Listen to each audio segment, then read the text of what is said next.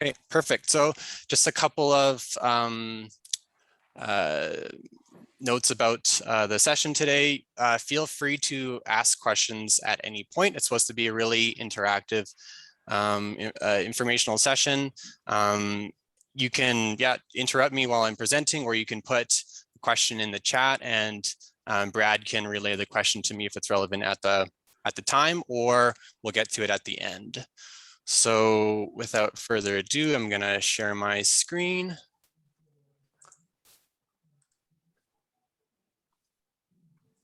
And Brad, just let me know if you can see that okay? Yeah, looks good. If you go into the, yep, that looks perfect. Perfect. Okay. So I'm just going to stop my video here. And all right, so welcome to our Winter LakeKeepers 2021-2022 information session.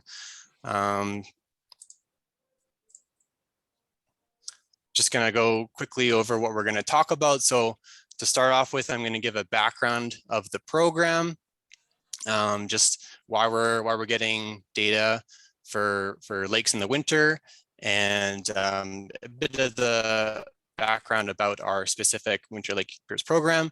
I'm going to do a very quick overview of results from the past winter from 2020, 2021.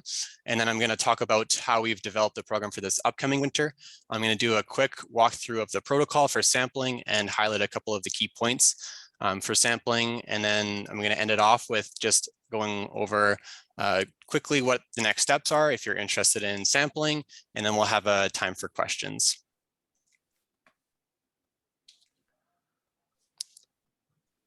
So to start off with, why are we collecting data from lakes in the winter? There's a variety of reasons. Some of the main ones are to explore and to learn more about the impacts of climate change in terms of the ice timing, how that changes over the winter months, and how that might be changing as far as snow cover and ice quality. The next is that information for lakes in the winter can help us understand what might be to come in the summer. And there's recent research that really is focusing on that interseason connectivity. The winter is a really critical time for fish and for fish habitat, particularly in terms of levels of dissolved oxygen. Certain lakes can have significant decreases in oxygen through the winter season, and in some cases can result in fish kills. As we're learning, and as we know in the past as well, the algae and cyanobacteria in lakes under the ice aren't dormant, and in some cases can be very productive, similar to levels in the summer. And there are reports of under ice cyanobacterial blooms in the province. If you've been on a lake that has pink water or pink ice, similar to this picture, that is a cyanobacterial bloom. So it's important to kind of learn more about algal ecology in terms of what is growing underneath the ice.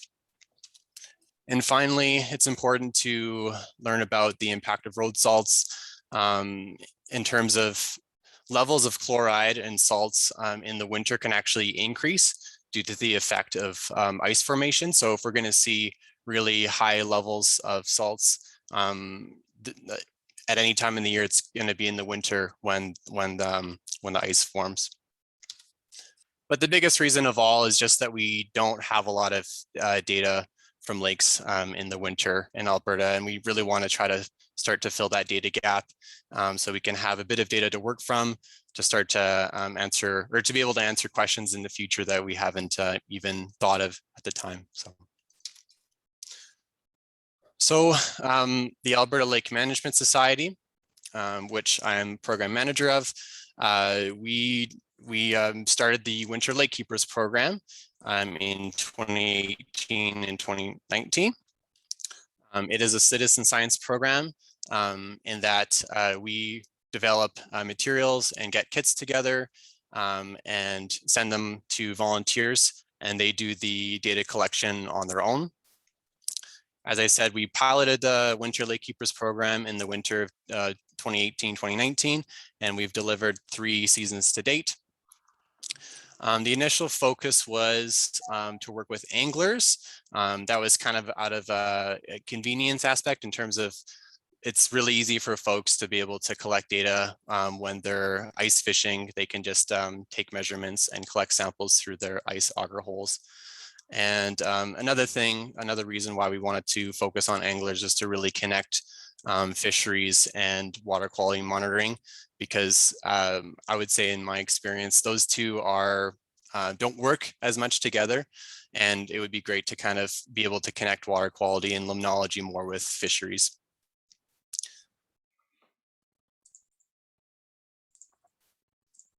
And the focus of the sampling is to collect temperature data, dissolved oxygen data, water chemistry, some biological samples, and to collect environmental observations.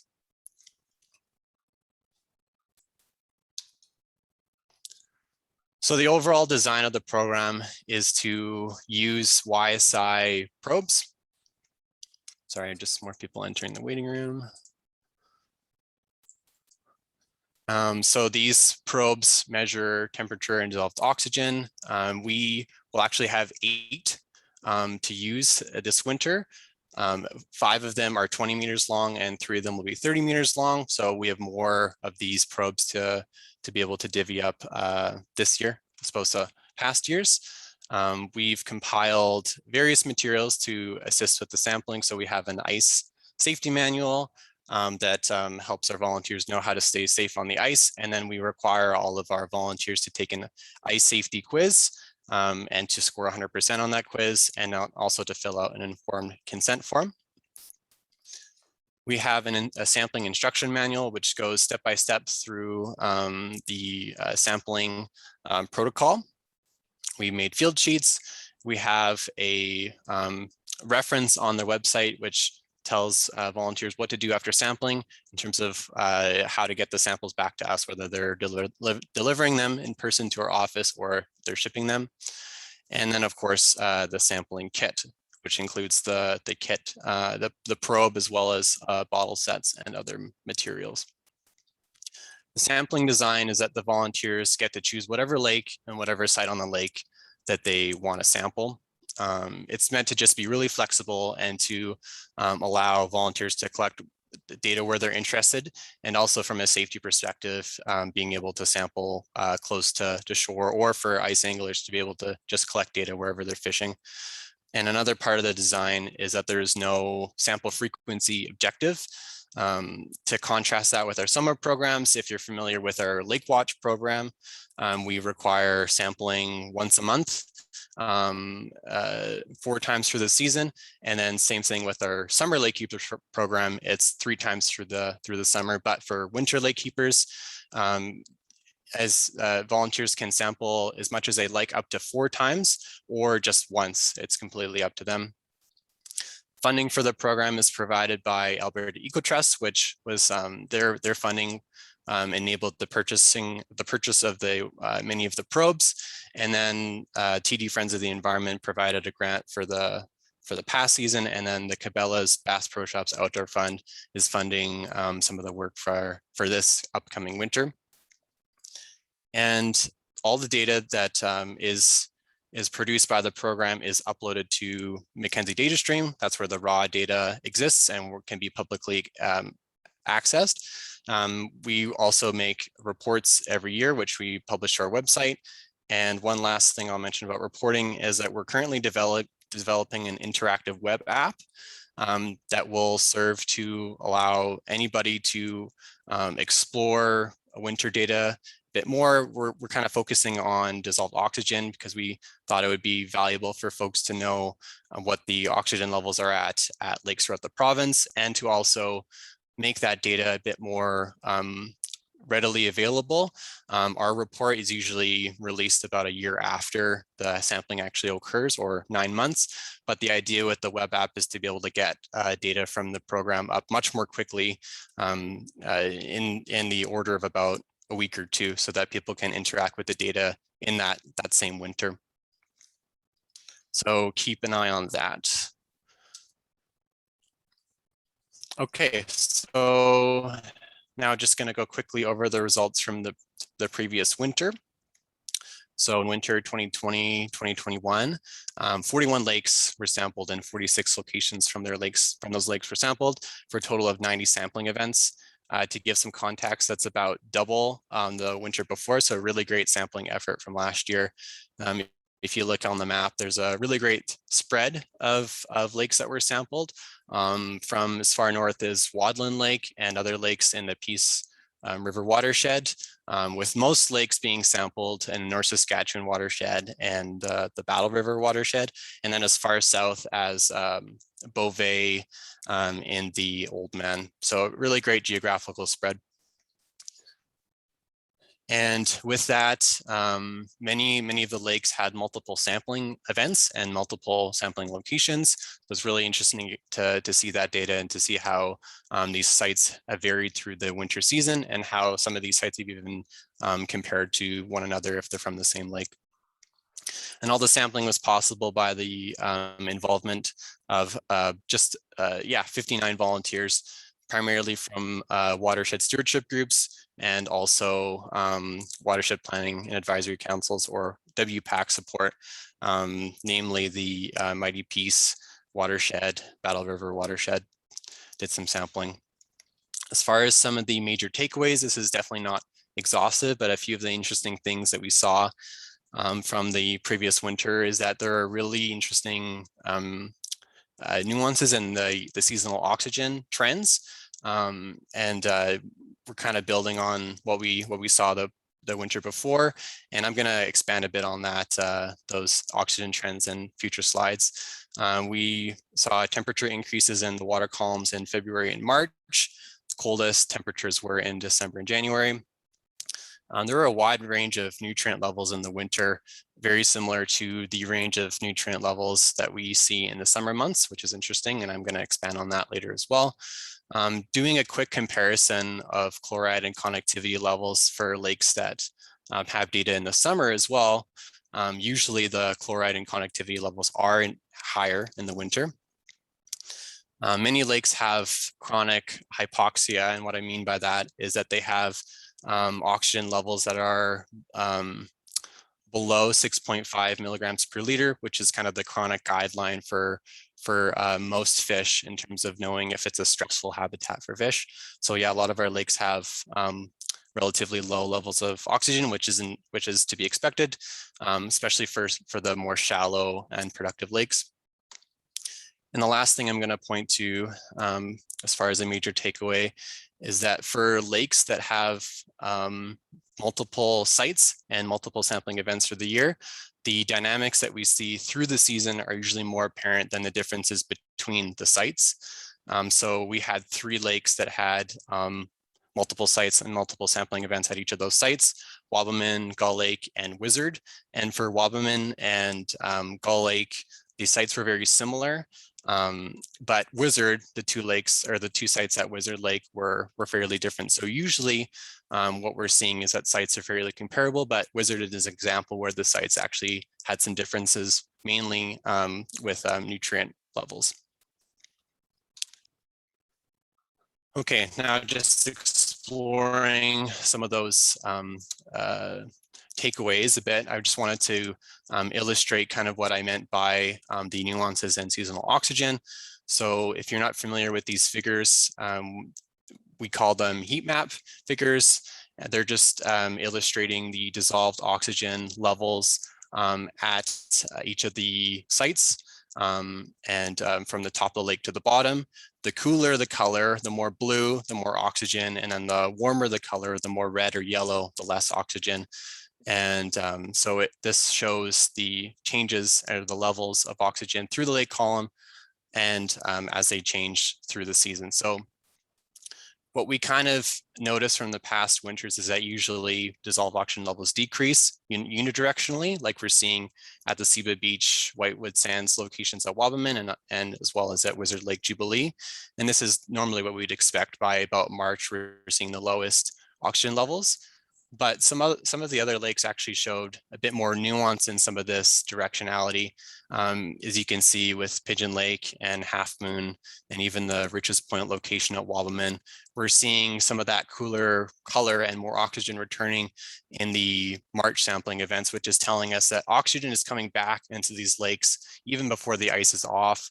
And that's telling us that there's an increase in productivity underneath the ice in later in the season. So algae and cyanobacteria are producing more oxygen, and that's returning oxygen to these sites later in the season, which is an interesting finding. Just going to show one more set of heat map figures. I thought this one was interesting. For Beauvais Lake, it had 4 sampling events that happened on the ice, and then the volunteer sampled shortly after ice off. So on April 12th, sampling event was open water. So I just thought it would be interesting to show you what that looks like. For Beauvais, we're seeing oxygen reductions through the year. And until the middle of March. And then for that middle of April sampling event, the dissolved oxygen levels stabilize through the water column as the water mix. And then we also see those temperature values also stabilize through the water column. So just thought it'd be interesting to show that that's what it looks like when the ice is on. And then when the ice goes off and the lake mixes, then the dissolved oxygen levels will reestablished throughout the lake, at least in Beauvais. And I also wanted to point to another interesting finding, and that's that some lakes, especially in the south of the province, we're seeing some pretty high near surface temperatures.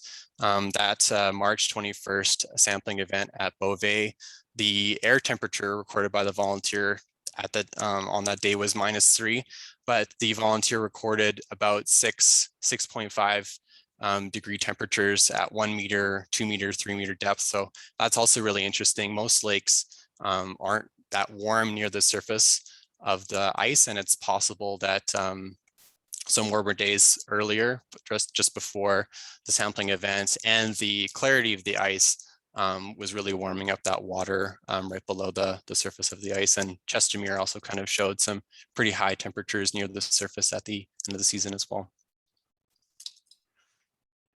Okay, so now I'm just gonna illustrate some of the nutrient ranges we were seeing as well, because I think it's interesting.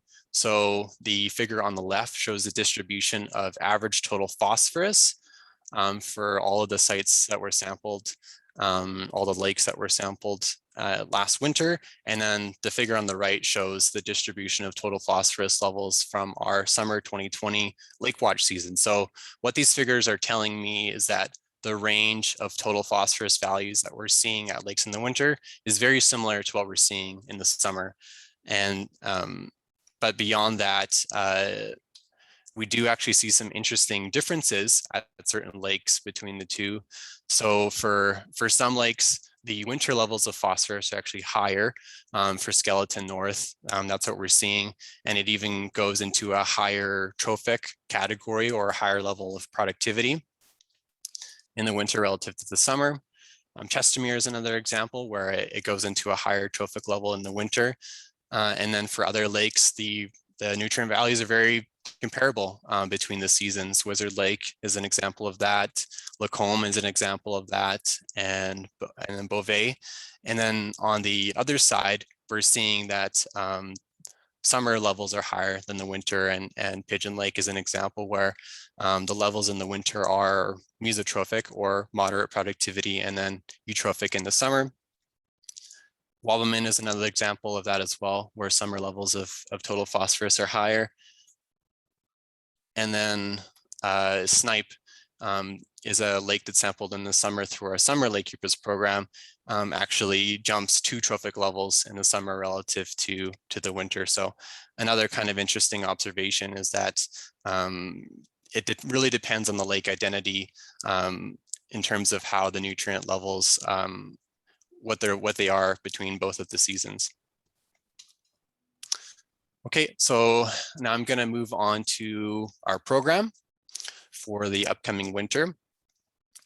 So if you are familiar with the program already, all of the analysis parameters from the previous season are going to carry forward. If you don't know what those are, the parameters that we're collecting are nutrient parameters, so phosphorus and nitrogen.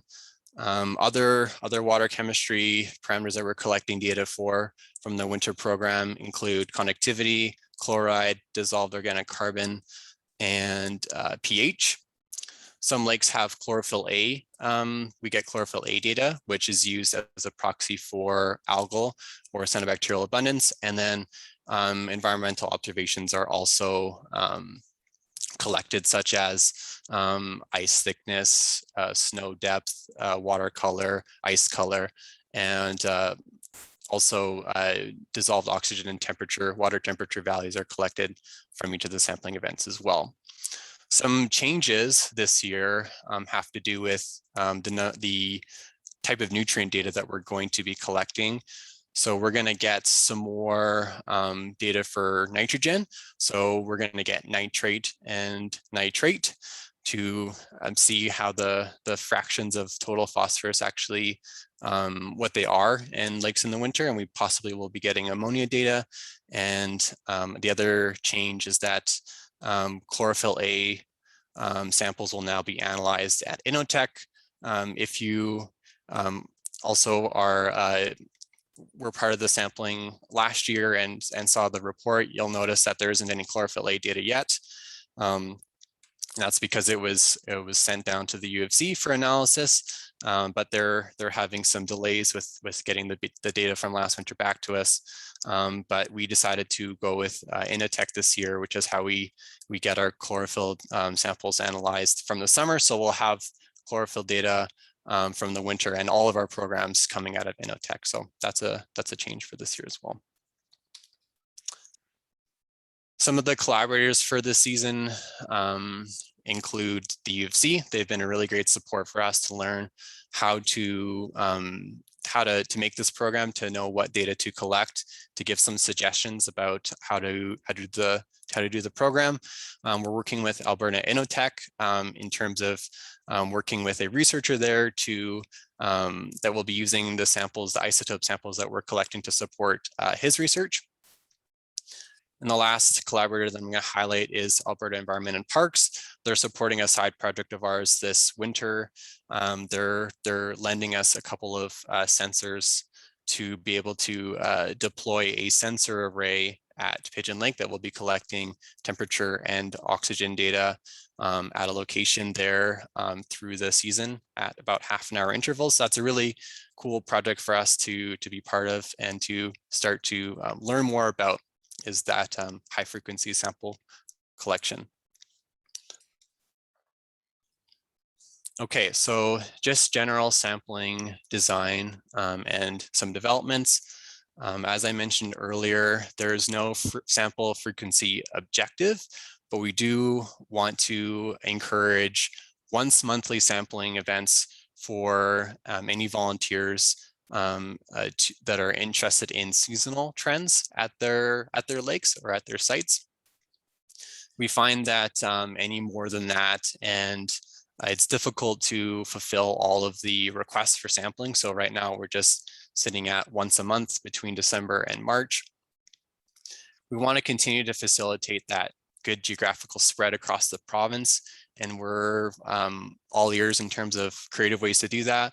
Last winter, we had a kit that was floating between a couple of volunteers in the south of the province, and we'd be willing to do that again if volunteers are willing to work with each other. We're also able to work with volunteers or organizations that already have their own probes. That also makes it easier for them to sample kind of as much as they want, where they want, because all we have to do is then send them bottle sets and sampling materials, but not the probe, which is usually the limiting factor in terms of being able to fulfill sampling requests. If volunteers are sampling at the same lake as last year, we would definitely encourage sampling again at the same sites as last year, so we can start to compare years a bit better and to use the GPS coordinates collected from last year as a reference to know where to sample again in the coming winter. And for large lakes or complex lakes with unique basins or bays. We do encourage and can facilitate multiple sites on those lakes. And from our experience, I think at looking at the data from lakes that had this multiple site sampling, it's really going to depend on the lake identity to know how many sites to go to, and that we'll work with those volunteers to know where those suitable sites might be and how many would be reasonable. We're only getting phytoplankton samples from our P2 protocol. I'm going to go through different protocol streams later, but that's a change from last year, is that only phytoplankton samples will be collected from that P2 protocol. And the final point I'm going to go over here is that we are going to provide tape and weight, so essentially a measuring tape with a weight on the bottom of it. We're going to be including that in the kit so that volunteers can use that to measure the bottom depth before their profile measurements. We were finding that a couple profiles we were getting back didn't make sense in terms of how many measurements they took at near the bottom. It's possible they didn't feel the bottom of the lake because the YSI probes are so light. It can be really hard to feel the bottom of the lake. So we want to enable the volunteers to know where the bottom depth is of their site so that they can kind of anticipate the bottom when they're doing their measurements. So this is a set of text that just lines out some of the different protocol streams. So the reason why we do different protocols is to be able to allow the collection of additional sampling parameters to have short hold times, but we also want people to feel like that they can sample anywhere and to not be restrained in terms of having to get the samples back to us quick enough. So we also have just a basic protocol, which gives a lot of time for samples to be returned back to us. So that default or base protocol we call the P1. It's the least logistically demanding in terms of having to get the samples back to us or even the steps required in sampling. This protocol is designed for lakes anywhere in Alberta. And the hold time that we ask for is 2 weeks. Last year we asked the samples are sent back to us within 1 week. We found that everybody was fairly quick, and after double checking some of the hold times of the parameters of the lab, we thought that 2 weeks would be reasonable, especially to allow volunteers that want to go on long ice fishing trips, that they can do the sampling and keep their samples for the duration of their trip and then bring them back to us as long as it's within 2 weeks.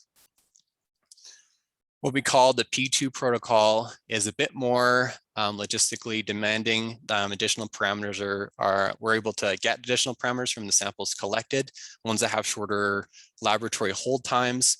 The P2 protocol alone is designed mainly for lakes that are close to Edmonton because of the hold time of the samples is 24 hours. That's mainly due to us needing to filter water that's collected for chlorophyll A analysis. The filtering has to happen within 24 hours. But if there are volunteers that are a bit further from the city and it's not reasonable for them to bring the samples to our office, say right after the sampling event or even the next morning, we have what we call our P2 plus chlorophyll A filtering, which buys a bit more time because the volunteers are provided with a chlorophyll filtering kit. So they collect their samples and then they can filter the water for chlorophyll A analysis. And then they have 3 days to return the samples back to us because then we need to get the certain bottles to the lab for analysis. So I would say that's the most logistically demanding protocol because it requires that filtering. But it can be used for on lakes anywhere in Alberta and is particularly works well with a regional coordinator, I would say. So to give an example of that, the Mighty Peace Watershed Alliance was divvying up our kits, but they also were filtering samples that were returned back to them and then sending the samples back to us within 3 days, which works with Purolator. If you time it correctly, you know what day to send the samples back and you do a rush shipment. All right, so now I'm going to go through the protocol fairly step by step to just kind of lay out what it's going to look like. So the first step of the sampling, even before you head out, is to complete that online safety quiz, which is a requirement to participate in the program. So you can access the safety quiz on our website on the Winter LakeKeepers page. We have an ice safety manual that you can reference and review before you take the quiz. And we do require volunteers to score 100%. And if you're having trouble with some of the questions, we can definitely walk through it. And then, yeah, just to make sure that we're all on the same page for ice safety. And you need to be in contact with me or with Brad. That's my email, programs@alms.ca, to discuss the sampling logistics. And then that will help us know what materials to send to you and to know how to plan sample reception after the fact. And the final task before heading out is to know how to collect GPS coordinates for your site. Caleb, there's just a question in the chat that maybe we should address, which is sure. Richard wants to know if everyone needs to complete the quiz and the consent form every year. At this point, we do ask that volunteers complete the quiz and informed consent form every year. Yes. Okay, thank you. Yeah. Okay, so for GPS, it's really important for us to know where your site is on the lake, because then we can visualize that when we do our reporting, and then it can also help us contextualize some of the data that you're collecting in terms of the depth that you're at when we compare to our bathymetric or depth maps for the lake. So it's really important to get those GPS coordinates. So in the next slide, I have a couple of tips for collecting GPS coordinates. On the picture on the left, that's actually a screenshot of the manual, which goes over some tips for GPS as well. So you can also reference the manual if you're wanting to learn more about how to collect GPS. But one thing that I want to make everybody aware of is the different formats of GPS. So I have 3 that are listed here. There's more than that, but these are the most common, I would say. There's degree, minutes, seconds, decimal degrees, and degree, decimal, minutes. They all kind of vary depending on how the formatting works after the major degree. And it's really important to know, based off of the instrument you're getting GPS for, your phone or your computer, to be able to differentiate the differences in the formats. The format that we prefer is decimal degrees. That's the most simple one. It's just a decimal number. There's no other symbols. We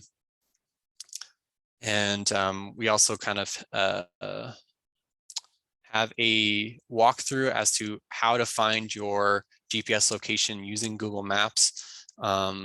Say this would be useful if you kind of know approximately, we say, where you're fishing or where you sampled, don't have the ability to collect your GPS coordinates on the lake, but you can approximate that when you go back home and go on your computer.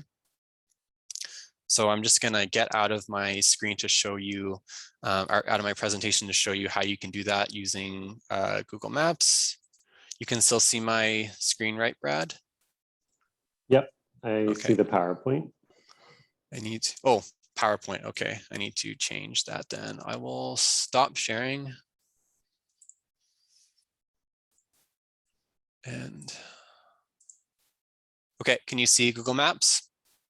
I can, yeah, looks good. Okay, so say you went sampling at Lac St. Anne, and you know that you sampled right off of the Alberta beach, kind of off of the pier there. In this case, you don't have to just be as precise as you can, kind of approximating where you are. But to be able to find those GPS coordinates, you would right-click on the location that you sampled from. And right away, you'll see the coordinates of where you clicked. That's in decimal degrees. But you can also click what's here, and I think this is what we actually have in the manual, and then you can see them again at the bottom of your screen. And then if you click on them, those coordinates there, then they'll be listed on the left as well. Decimal degrees in the smaller there, and then degrees, minutes, seconds will be the other set of coordinates on the top there. I don't think I'll be able to demo how to do it on your phone, but if you're using Google Maps or Apple Maps on your phone, you can do the same thing. You can find your approximate location, or if you're on the lake, you can find your location, the blue dot where you are in the map. You can press and hold on that and it'll drop a pin. And then if you slide up on the window on the bottom of either Google Maps or Apple Maps, it'll eventually show you what your coordinates are, and then you can record that directly on your field sheet when you're out in the field.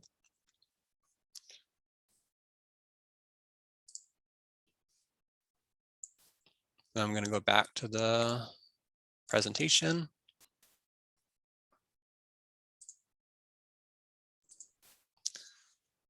So a couple of things yet about GPS. If you want to reference what your previous GPS coordinates are, I've made a bit of a table in the sampling manual that you can use to reference. So if you are trying to get to the same spot as you sampled last year or earlier in the season, then you have the record with you, because your field sheet will be sent into us after your sampling event. So if you want to try to reference the same location as close as possible, I would recommend transferring it to this table or in another log, either in a journal or on your phone.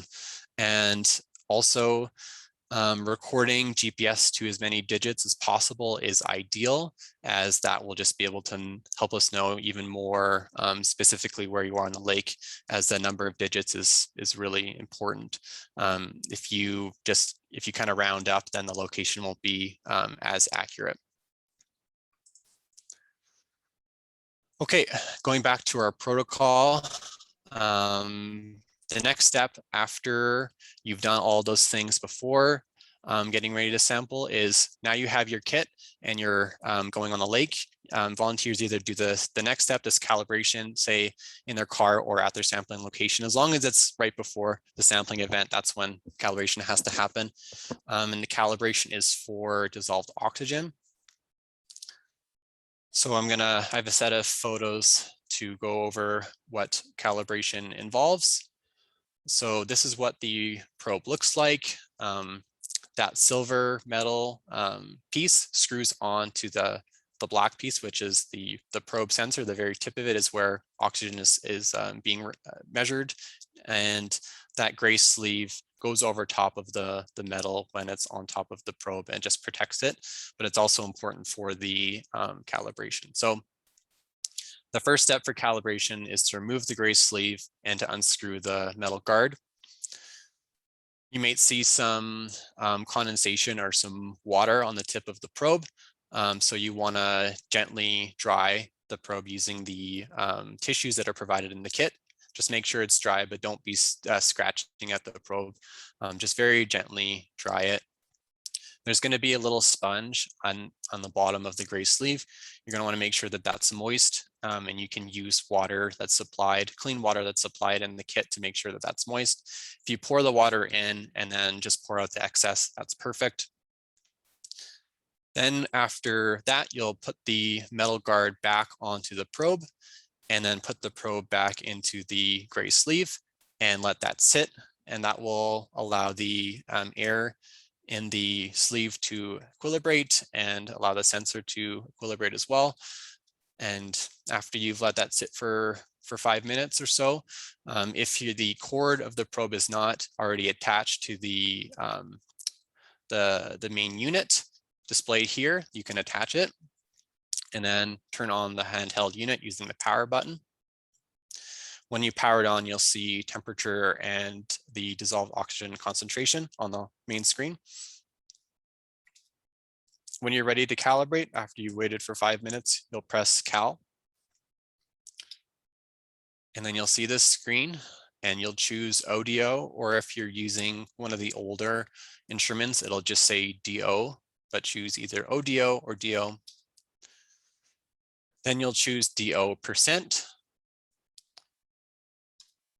And once you've pressed DO%, you'll get to this screen, and you can wait about a minute or so. And as you're waiting, you'll notice the barometer reading, and you'll record that barometer reading on the front of the field sheet. Once you've waited for about a minute and it looks like the calibration level is fairly stable, you'll be able to evaluate that based off of the line on the bottom of the screen. You'll be able to accept the calibration by just pressing enter on accept calibration, like that. And then once you've accepted the calibration, you'll press escape until you see the home screen. And then the last step is just to keep the gray sleeve on the probe until you're ready to collect the temperature and oxygen readings in your auger hole.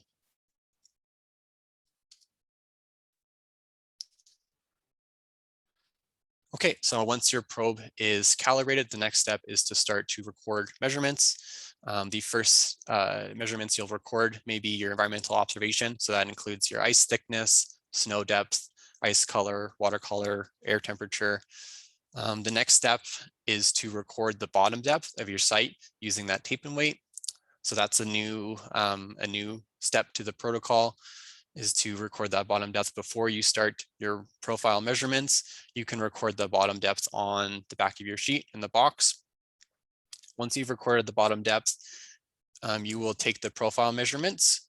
So that will be the temperature and dissolved oxygen readings. And the depths at which you will record are indicated on the back of your field sheet, and also by the tape on the probe itself. So the first reading is 0.1 meters, and that's from the surface of the water. So it will be in the auger hole. That's okay. And then the next one will be 0.5 meter, depending on the ice thickness. That will either be still within the ice auger hole or not. And then it'll be every 1 meter, which is indicated by the orange tape. And to help you keep track of the depths, we've indicated the 5 meter increments by the pink tape around the orange, and then 10 meter increments by the blue tape around the orange. So you'll record those measurements until you have hit the bottom.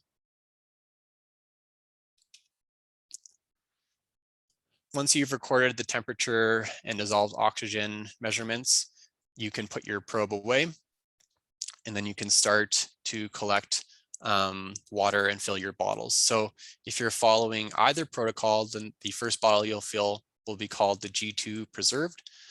So you'll find that bottle in your kit, and you'll also find a long yellow glove.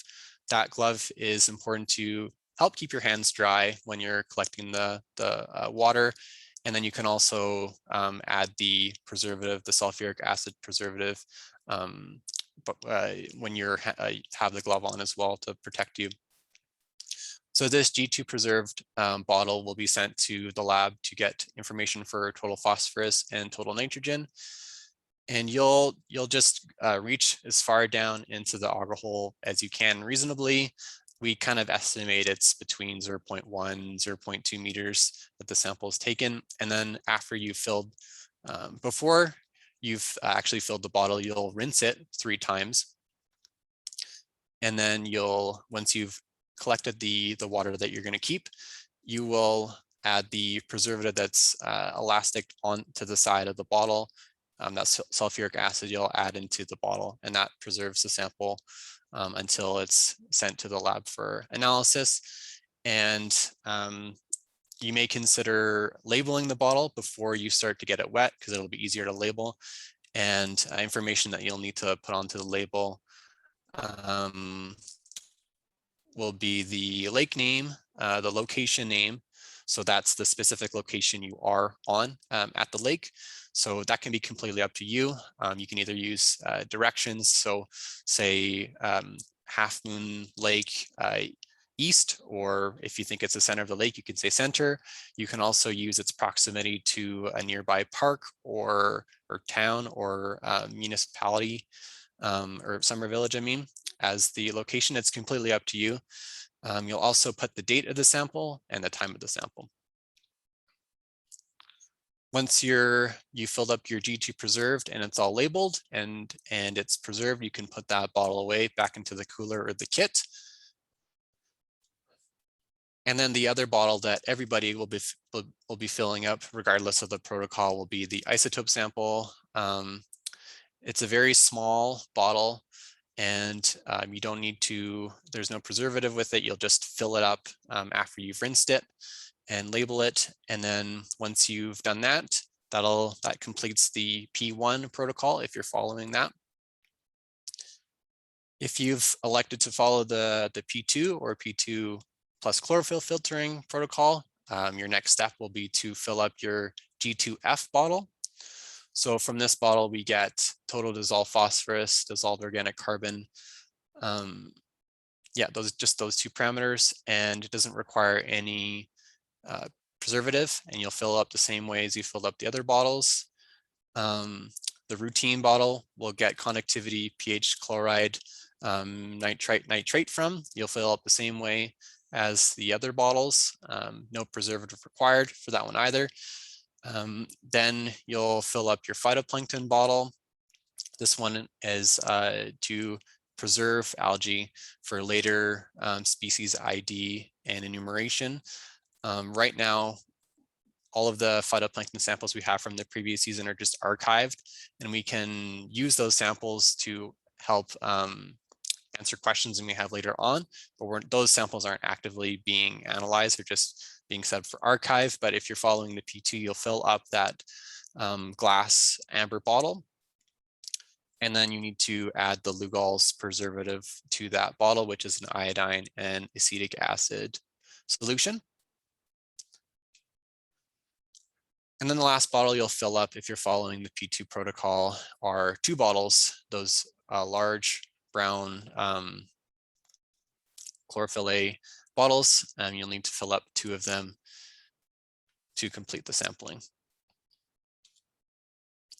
If you're just following the P2 at that point, you will be finished with your sampling. You'll just need to get your samples back to ALMS.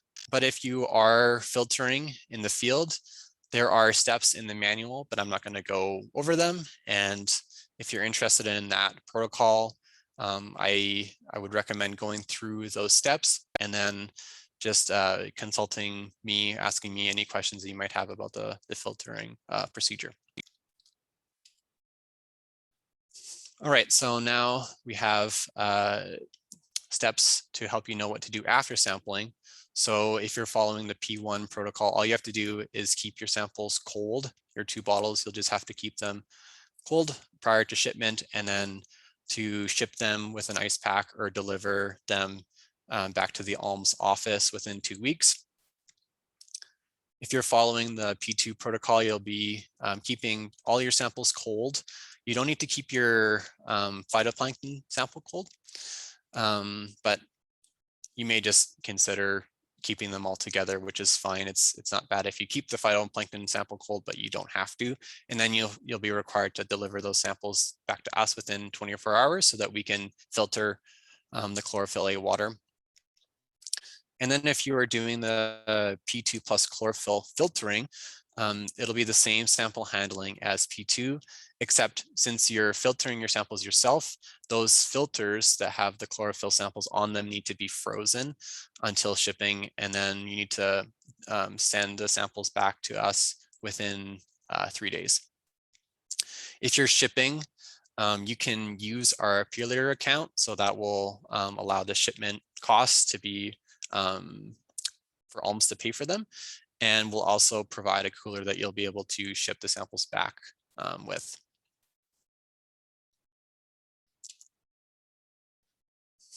Okay, just gonna go quickly through what's all in the kit. So as we discussed, it'll be a probe, long yellow gloves.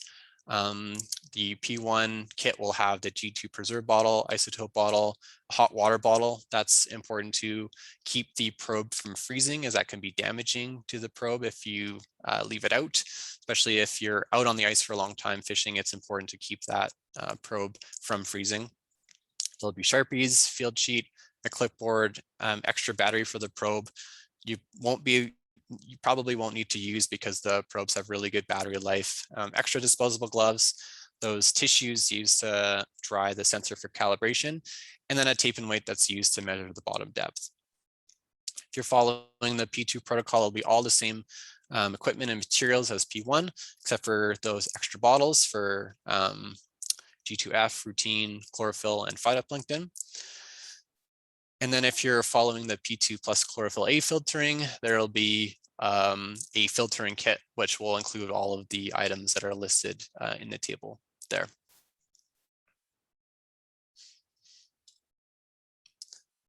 So this is what the field sheet looks like. So it has spots for you to fill out the name of the lake, the location, which kit you're using. So each of our kits and probes are numbered, the date that you sampled, the time that you sampled, and the approximate time that you've spent sampling. Or volunteer hours is really useful for us in terms of being able to report how much effort is going into the program each year. And then there's a space for you to record your environmental observations and to also record the barometer from the calibration step. And on the back side is a table for recording those temperature and dissolved oxygen measurements through the lake, the approximate bottom depth that you've determined from your tape and weight. If you're filtering, there is spots for you to fill out the filtration volume that you've used for each of the filters. Any other comments are useful as well, including the type of fish that you caught if you're fishing, just an elaboration of the ice conditions. Maybe the location that you chose was free of snow, but you wanted to reflect that, the snow is actually pretty patchy throughout the lake. That's a place for you to be able to talk about that, or other water quality observations that you've made. You can put in the comment section as well. And then your name as well on the bottom of the sheet there. Any volunteers that have been involved is useful to record. And then we have a quick checklist there to help you know if you've covered everything for the sampling.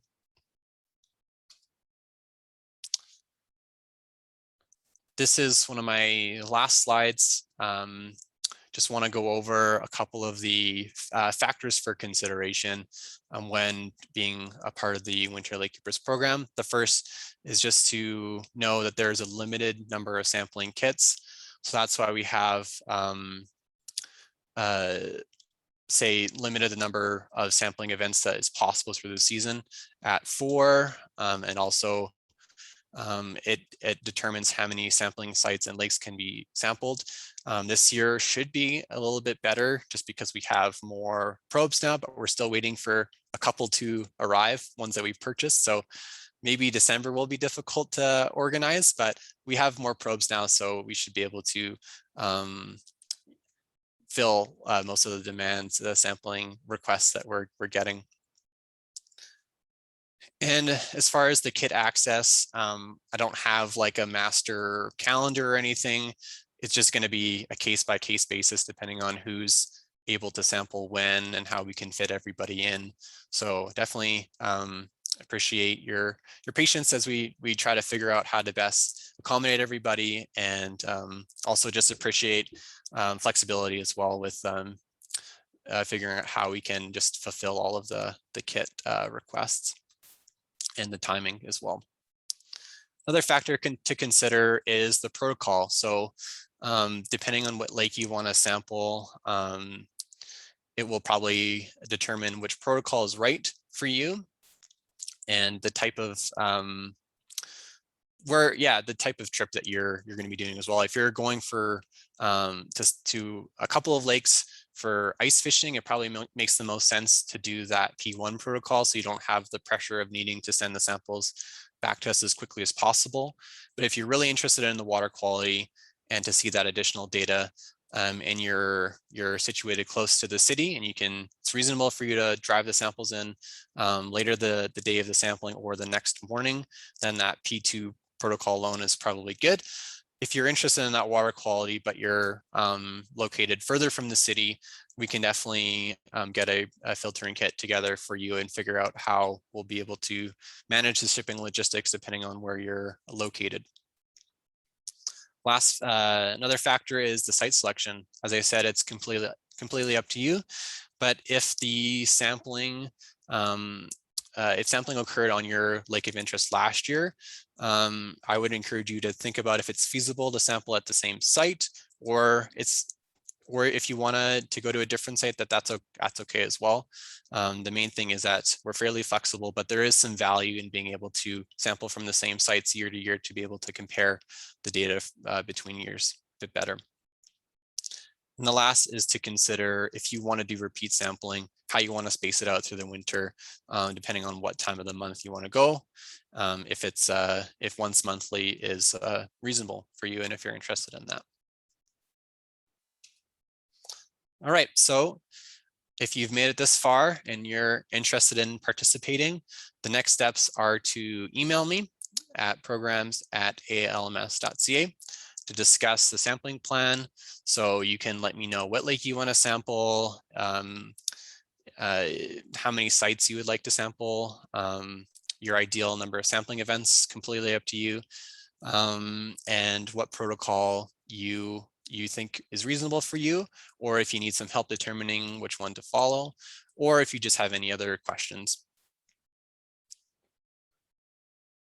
And then another step will be to review the ice safety manual and complete that ice safety quiz and informed consent form, which you can access on our website on the Winter LakeKeepers page. And then once we figured out the sampling plan, when you're going to sample, where you're going to sample, and how we're going to get the kit to you and get the samples and kit back to us, we will make all those arrangements and make it happen. And then it's just up to you to go sample and have some fun on the ice. From doing sampling in the summer and the winter, I can say it's a lot of fun to sample in the winter. And I think the amount of interest and involvement we've had, the growth and the involvement we've had from the program really speaks to just people enjoying the winter sampling and being really interested in the information that they're getting from these lakes in the winter. And the last point I'll mention is if you need an auger, if you think everything else makes sense, but the only thing limiting you is you just don't have the ability to make a hole in the ice, we do have an auger that we can lend to you so you can complete the sampling. And that's all I have. And I'm happy to open it up to questions. I see there's possibly some questions in the chat. So I've got all the questions in the chat, so folks are welcome to turn their microphones on if you want to ask that way, or you can type it in the chat, of course, as well, and we'll keep an eye on that. So Wendell here. Yep. Caleb, you're collecting samples for isotope analysis. I'm just curious who's doing the analyses and you know what you're doing with the analyses. What kind of knowledge are you finding with the isotopes? So the collection of the isotope samples is to contribute to the research of John Gibson with Innotech. And to my knowledge, he's using the hydrogen and oxygen isotopes to learn more about the groundwater connectivity of lakes. And we reached out to him prior to last winter's season to say, hey, we're doing this winter program. Would some samples for your research be valuable? And he said, yeah, collect them and send them to me. And that's sort of the extent of it. We don't actually get any of the isotope data back, but we're just collecting the samples to be able to support his research. And eventually, I think it'd be really great to see what he's finding for isotopes in terms of what they're telling us about lakes in the winter. But at this point, we haven't seen any of that data back. Yeah. Okay. Yeah. It'd be quite interesting to find out, you know, what he's doing with the data. You know, at least what his plans are, and perhaps if he has anything preliminary that he could, you know, show in a, you know, even if it's just a 15, 20-minute presentation. But yeah, that's it's for the future. Yeah, it's definitely reach out to him again, maybe later on, to see if he's looked at any of the data from last winter, and to help maybe even guide us to know what to do for isotope sampling in the years in future sampling seasons. So yeah, we'll definitely reach out to him again and see if he's found anything interesting from our data. A comment here. It's Ray Makowecki here. Caleb, thank you. Hey, Ray. I just wanted to thank you guys for leading in that, going in that direction of winter monitoring. And I just want to mention what our Fish Habitat Restoration Committee is doing, and just do it very quickly here. But we're doing this year 15 lakes. Okay. And our interest is very specifically dealing with fish habitat restoration. And some of those lakes are going to be aerated, so we monitor those. And we're, of course, very interested only in the fish side more than a lot of the things that you're doing there, which you're doing is really great. So those 15 lakes are being done by volunteers as well. And we have one technician that coordinates it all. And we provide that a report at the end of the season. We try to target just 3 months at least. So December, like a late January, and a March, as close as we can to the end of ice out. Mm-hmm. We find some very interesting things, and have been doing that for a few years now. And so we will continue to provide that back to ALMS and let you see what kind of results we're getting.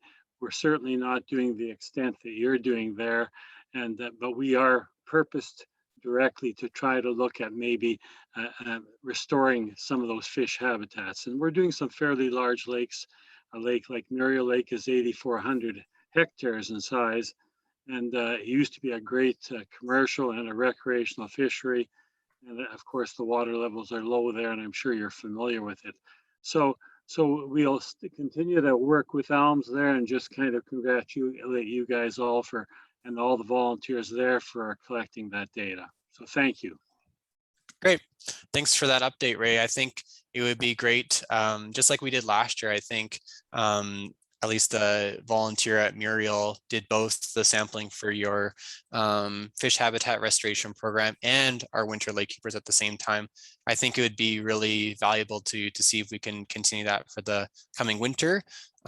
Maybe if I could get in touch with your technician and maybe think about if it's possible for some of the other volunteers to at least just follow the protocol in terms of filling up bottles and sending them back to us to get some more of that information, so that we can kind of optimize, I guess, both of the data sets. And of course, you're more than welcome to use the dissolved oxygen data and other parameters from lakes that are sampled through the program.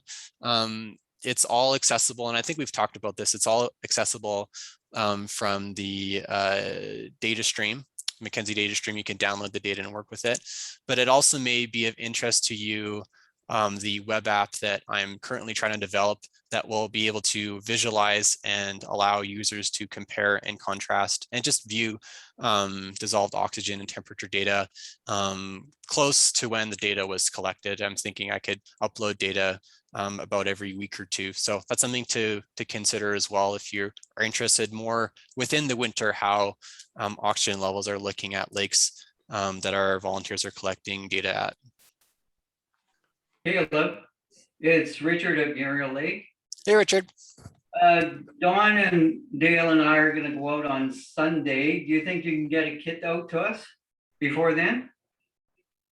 Yeah, I think so. If we ship with Purelator tomorrow, yeah, it should be able to arrive, and I think Bonneville will ship to you, right? Yeah. Yeah. Okay. Well, I'll email you and make the arrangements, and we'll get a kit to you for the weekend. Okay. I don't need the Pro, but we just need the kit. The bottles. Yeah. Okay. Sounds good. Okay. Thanks, Caleb. Caleb, we have a question in the chat from Rick from Chestermere, and he's wondering if Klaus from Beauvais is back this year, and if he is, if they could share a meter again. And then there's a second point, which is he's curious to know which lake was the one west of Calgary on your map. Oh, okay. Klaus has indicated, I don't think he's here in the information session, but we've been chatting, and he will be away from out of Alberta, kind of like in the middle of the winter, but has indicated that he could take an early season sampling event and a late season. So he is interested in doing sampling, not as much as last year, but I'm sure we could probably arrange sharing of a kit between the two of you again.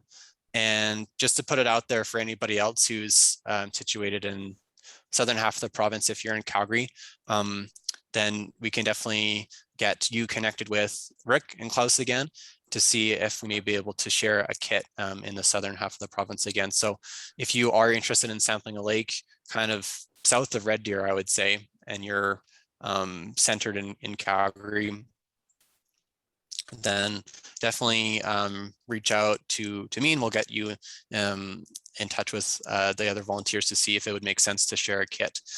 And the lake that was sampled west of Calgary was Sibbald Lake.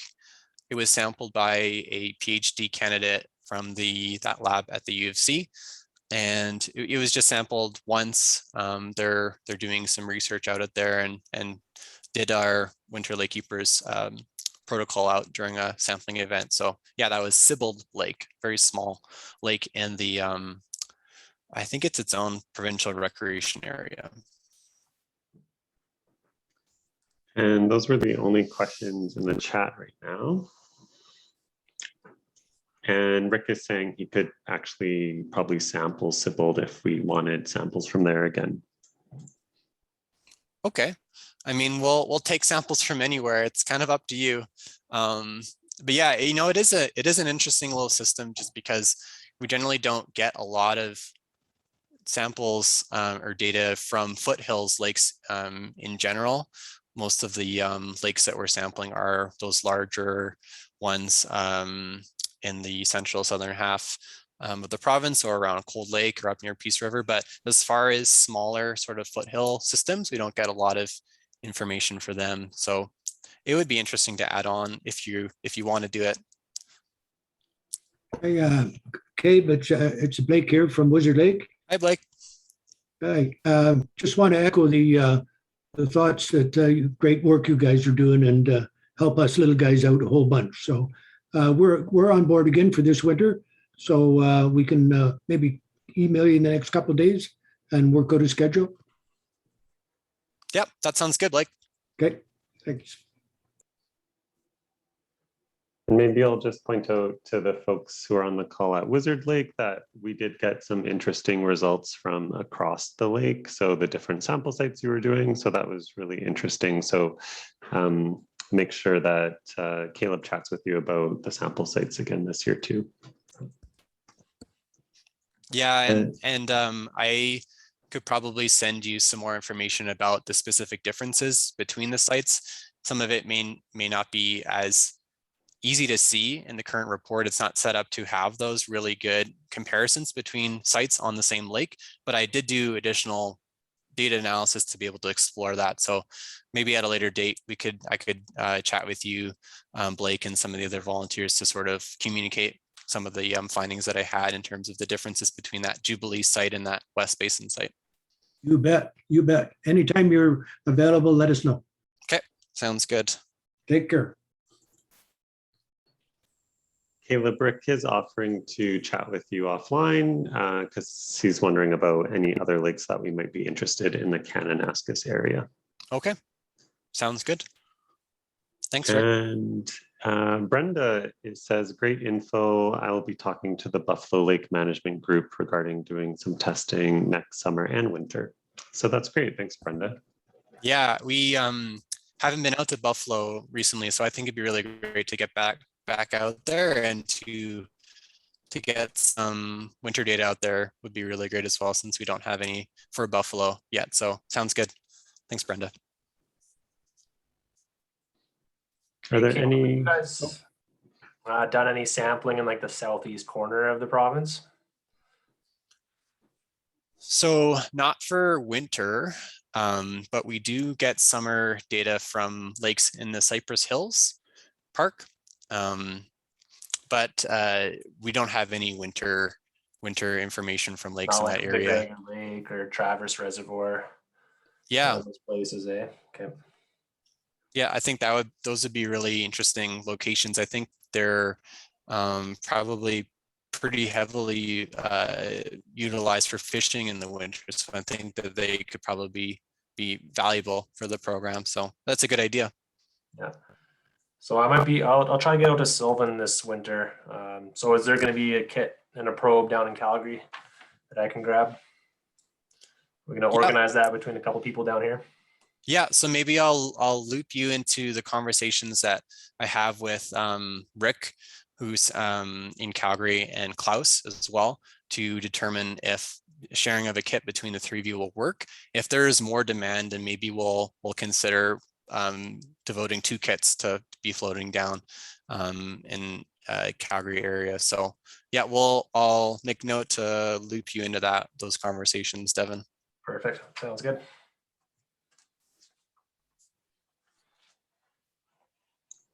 Are there any other questions from folks, or even if you need to have something reviewed, if you missed something? Again, the presentation is recorded, so we'll try to post it right away in case there was something you missed and didn't understand. But if you have any questions, you can ask now, or you can always follow up with us afterward.